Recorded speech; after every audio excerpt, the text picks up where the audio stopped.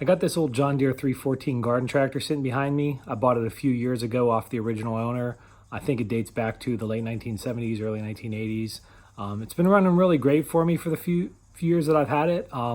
But lately the carburetor seems like it's a little out of whack. It doesn't start really quick, and it does run a little rough at idle. So I was going to adjust the carburetor, and I thought I would take an opportunity to record a video showing how to do that. In particular, how to reset the carburetor back to factory settings so that if your engine's running too rich or too lean, it's running too fast or idling rough or backfiring a lot, you could hopefully use this video to get your carburetor back to the factory settings so that you can then make the fine-tune adjustments to get it where you want it to be. So here's the tractor with the hood up.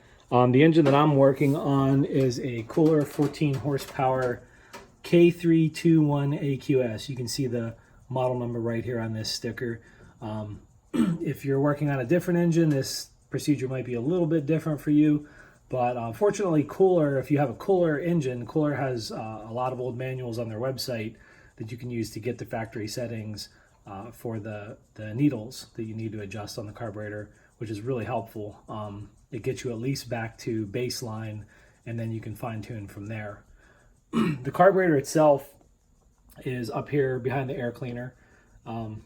If you're not really that familiar with what carburetors do, basically they pull air into the engine and mix it with the fuel to create an air-fuel mixture, which is what drives the piston chamber back behind here. You got the spark plug up here, piston chamber's back here, the intake manifold is right here, and the carburetor sits right here. So you've got, on this particular carburetor, you've got three different adjustments that you can make.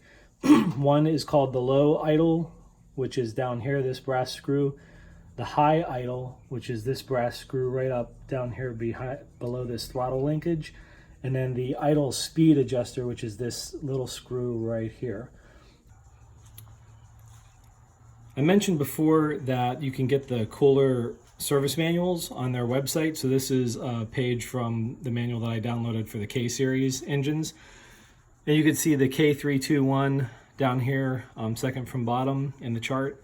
And you can also see the three columns. Two of the columns are for the Kohler adjustable jet, which is the carburetor that I have, and then the Walbro fixed jet, which just has a screw for adjusting the low idle needle. The specs for the factory specs are right here, 2.5 turns out for the low idle and 3.25 turns out for the high idle. So that's where we're going to want to set it. All right, so we're going to get going on adjusting the needles. First thing you want to do is you want to set the throttle all the way into the low position, the slow position. That brings this linkage back far enough so that you can easily get down into this top idle screw. Otherwise, it could be a little tricky. You want a nice long screwdriver to be able to get to these needles. And I took the side fender off of the tractor just to make it a little easier, especially to get to this idle screw when I want to adjust that.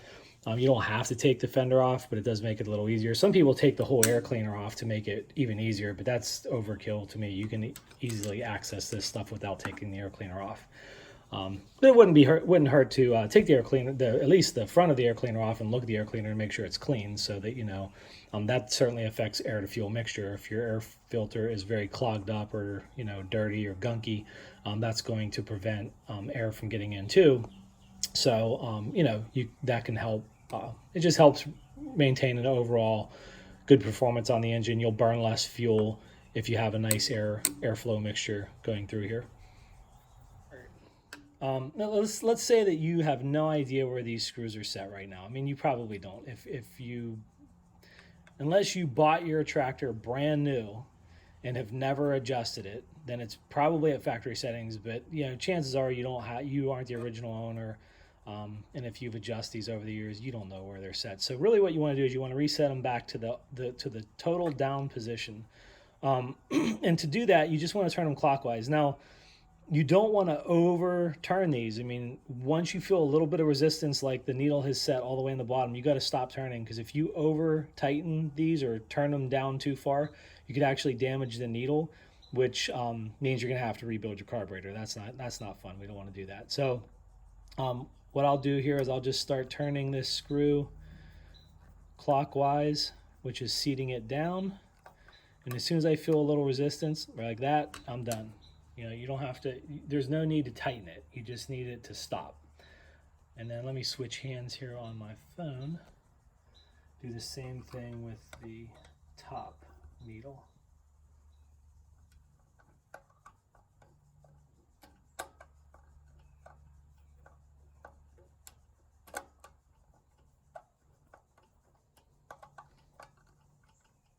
All right, so I've turned them both clockwise as far as they can go.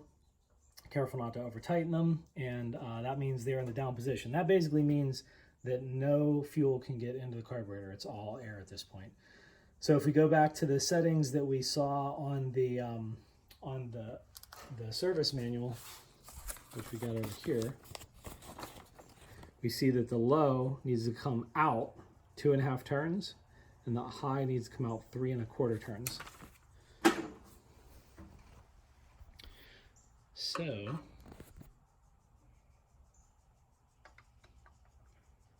this one's going to come out 2.5.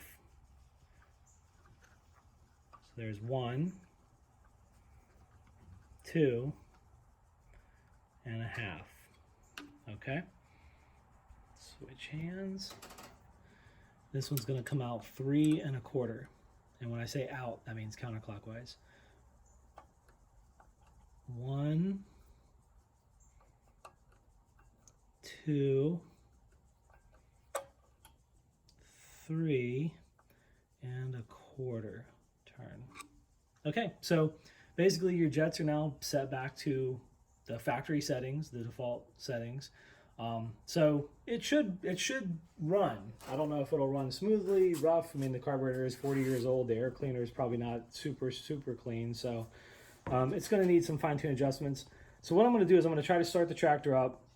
If it does start up, I'm going to let it run all the way. I'm going to let it run at the medium position, actually, on the throttle for about 5-7 minutes to let it warm up completely. And then once it's warmed up completely, you can begin adjusting, doing fine-tune adjustments on the needles if you need to. And you can start adjusting the idle screw itself, which, as I said, if you screw clockwise on the idle screw, that'll make the engine run faster at idle. And if you screw counterclockwise out, that'll allow the linkage to come back further and the engine will run slower at idle. So, you know, you want to find that sweet spot where you're getting about 1,200 to 1,500 RPMs. You can push the throttle all the way to the slow position, and it's running, you know, nice, smoothly, quietly, slowly, but it's not so slow that it feels like it's going to sputter out, or you know, that you're starting to get misses on your piston firing. So let's give it a try here.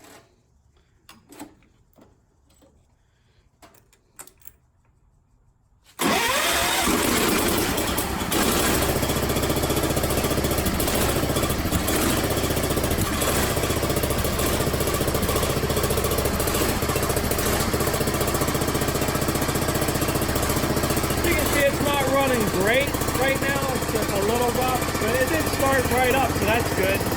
I'm going to let it run for about 5 to 7 minutes and come back and make fine-tune adjustments, but that's all you need to do to adjust your carburetor. All right, so I finished adjusting the carburetor. I think it's running much better now.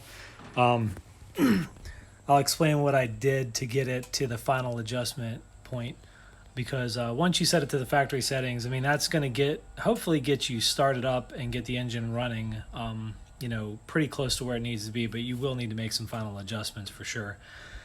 The way that you do that is you start by adjusting well, first you let the engine warm up like 5 or 10 minutes at the medium speed, the way that I had it there before when it first started up. So you get it fully warmed up at medium speed. Then you bump the throttle up to full speed, and that's when you begin adjusting the high needle up here at the top. The way you do that is you start turning the needle out, so counterclockwise, until the engine starts to decrease in speed. And what that means is the air-fuel mixture is starting to get richer. In other words, you're starting to get more fuel into the carburetor chamber. So you want to start turning it slowly until it gets to that point where it's starting to decrease in speed. Once it gets to that point, then you start turning it back clockwise, turning it back in until the engine speed increases, which means it's getting more air than fuel. You kind of make a note where those 2 points are, and you set the needle halfway in between. So for me, I ended up turning the high-speed needle out about another half a turn from where the factory settings were in order to get it to where I thought it sounded like it was running good. Once you've set the high-speed needle, the next step to adjusting this particular carburetor is to set the idle speed itself. The way you do that is you turn the throttle back down to the low. Well, you slowly start turning it back down to the low position, or the slow position. The throttle, by that I mean up here. You start going down, down, down. If it feels like the engine is going to sputter out, that means your idle screw is set too low.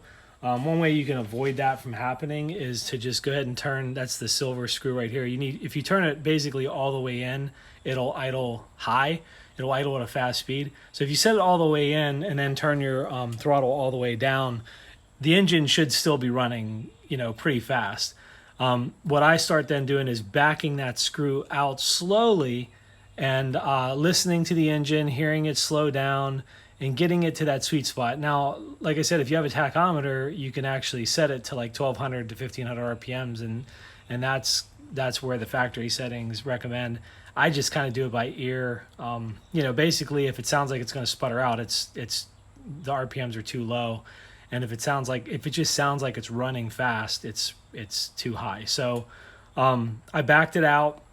Got it to the point where the engine was still running pretty smoothly, but it was slow. I got, where it was a nice, quiet, consistent combustion going on in the chamber at the lowest throttle setting. Then after you've gotten the idle speed set where you want to do, that's when you make the final adjustment to the low needle.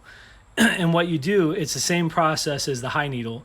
You basically start backing that needle out, so counterclockwise, until the engine speed starts to decrease. Now, because you're in the low idle position, it's probably going to want to sputter out. So just turn it very slowly. And then as soon as you start to hear that engine speed start to decrease, that means you're getting too much fuel in the chamber. So you make a note where the needle is that position. And then you start turning it back in to get the engine speed to increase again. Once the engine speed starts to increase again, then you set that needle at the halfway point between those 2 points. So I set it was about, I think, a quarter of a turn from where we initially started out at. Once you do that, your engine, now at this point, your engine should be on. It should be running at low speed. It should be sounding fine. It shouldn't sound like it's misfiring, backfiring, anything like that. It should not sound like it's getting ready to sputter out. And at that point, your carburetor should be set. Once you take it out and put it under load, so you start the mowing deck or any other attachment that you're using on it, once you put it under load, you may find that the load is too much and you need to make further adjustments on the carburetor to increase the amount of air going into the chamber so that it's, so that the engine's not sputtering out, not getting too much fuel. But, that's a little bit of trial and error. I mean, if a good time to do this is in the fall when it's not too hot and the grass isn't growing super fast, so you can kind of take one Saturday to experiment with it. But hopefully that removes some of the mystery about resetting carburetors. And if you go to Kohler's website, which I believe is KohlerPower.com, you can get the specs for all of these Kohler engines on there. And there's also a lot of great forums out there for John Deere tractors and other model owners that you can just post questions. A lot of people have these service manuals and specs on hand, so if you just look around, that makes it a lot easier. It's a lot easier than just shooting in the dark, but you can do it. If you set the needles all the way into the down position by turning them clockwise, don't over tighten them, that's very important, and then just begin backing them out, usually somewhere around that 2-3 turn mark. You can at least get the tractor started and then begin your fine-tune adjustments after that. So I hope this video is helpful to someone out there. And maybe next time I'm working on something else on the tractor, I'll post a new video.